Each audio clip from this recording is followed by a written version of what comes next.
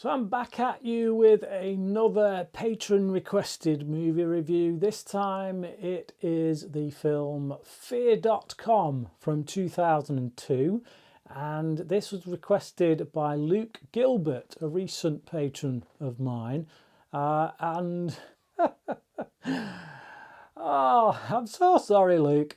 I did not like this film, and I would like to be able to tell you why, except I can barely remember it.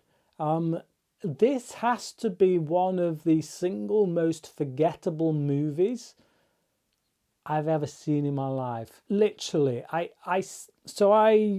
watched it 2 nights ago, a couple of nights ago, whenever it was, and so I sat down now. I got all set up. I thought I'll review that film now, and then I started looking at the camera, and I was like, I can't remember a damn thing about this film, like anything.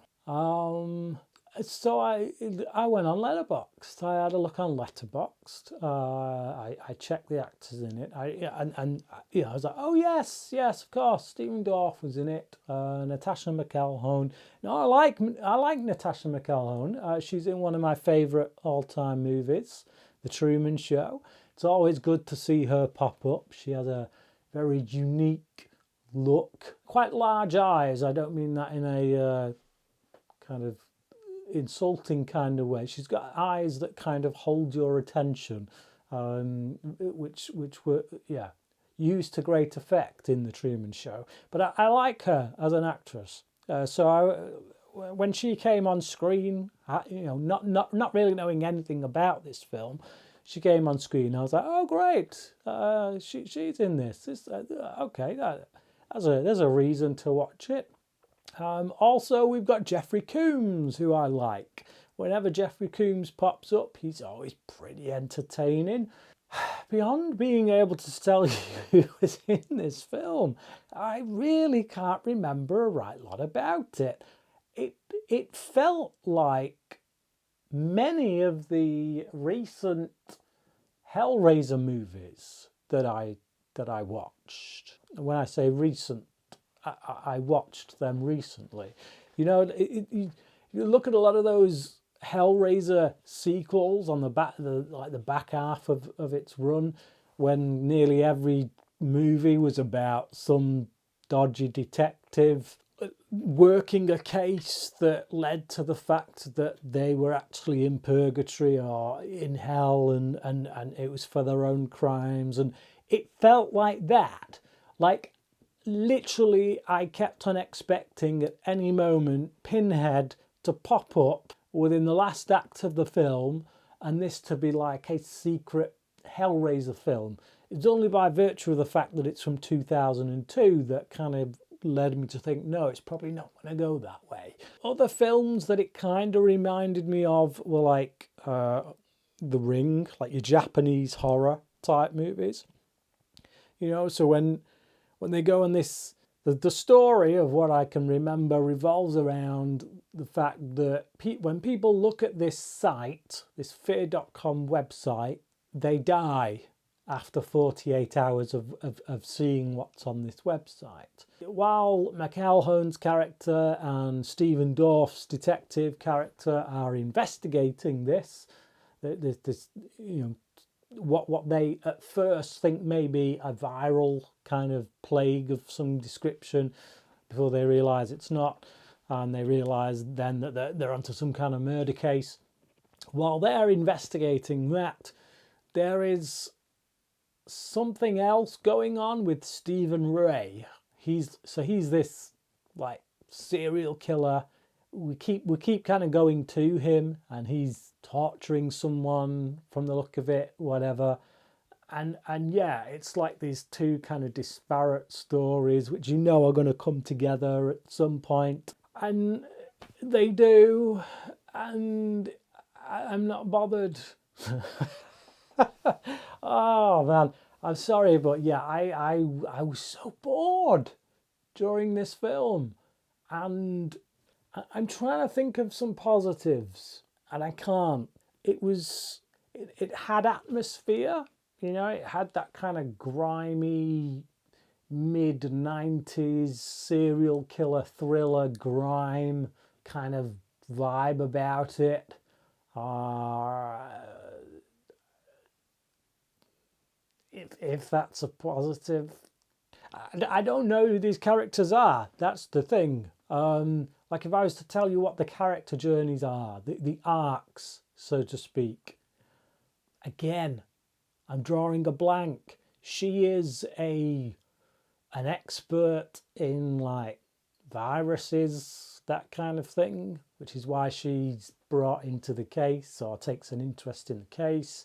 But that very quickly disappears, and yet for some reason she remains involved in the case. And then you've got Stephen Dorff's character, who's this grizzled kind of leather jacket wearing detective in a dirty city, and that's it. We get to the end of the film and these characters aren't really any different to how they were at the beginning of the film. I'm not quite sure what they've achieved other than, figuring out what this is all about. And spoilers here, just for the sake of it. Can't imagine I've sold you on wanting to go and see the film at this point anyway. But yeah, from here on out, spoilers. We get to the end, and I only remember this because I just literally Wikipedia'd it before recording, because like I say, when I first sat down to record this, couldn't remember a damn thing. I had to go online and just refresh my memory as to what happened. But so we've got the ghost of this girl who was murdered by the Stephen Ray character. She was tortured for 48 hours before he killed her. And now in like a Sadako, The Ring kind of way, you watch the tape and you see the ring and then you die. Well, it's kind of like that. And I get that her revenge is against him, the killer, but it's also against the people who watched her being tortured on film, none of whom our victims in this film are, because they stumbled upon this. I don't get it. I'm lost. So recently I reviewed a film called Dark Water with Jennifer Connelly in, which was a remake of another kind of Japanese horror film, J-horror film.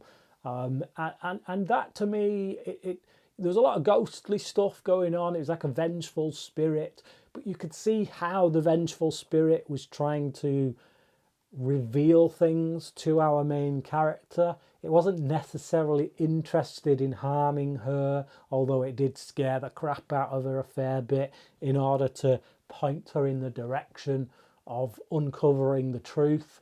Whereas that doesn't feel like the case here. This vengeful spirit's just like, well, screw all y'all. It's not necessarily just about getting revenge on the killer. It's just like, yeah, I'm just going to kill everyone. It's like, you got these two detectives who they've had to watch the fear.com website because they need to get to the bottom of these killings. So they're not watching it because they want to see someone tortured. They're watching it because they're investigating this case, rather than showing them or highlighting to them various things to lead them to where they need to get to.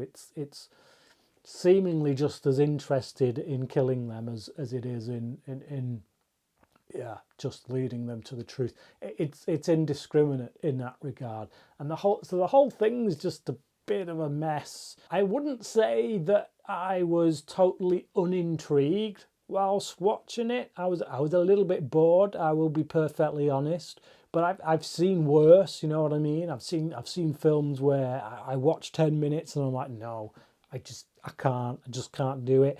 Like, I watched this and I was like, okay, I'm willing to see where this goes. I was intrigued enough.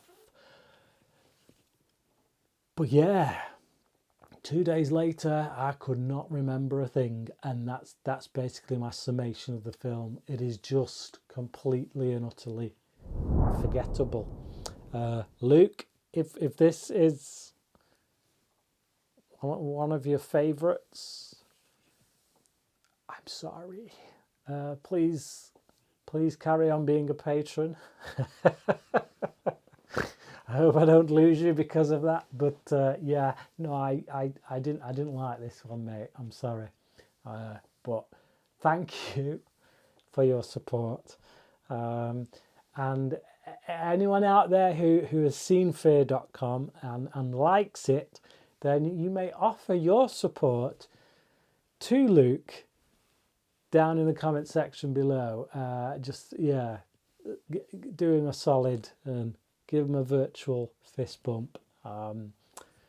Because, yeah, he might need it at this point. But thanks for your support, Luke. And if anybody else would like to support this channel either through Patreon or through the membership program on YouTube, then please do click the relevant buttons down below and find out what that's all about. Thank you for watching this review, and until next time, cracking.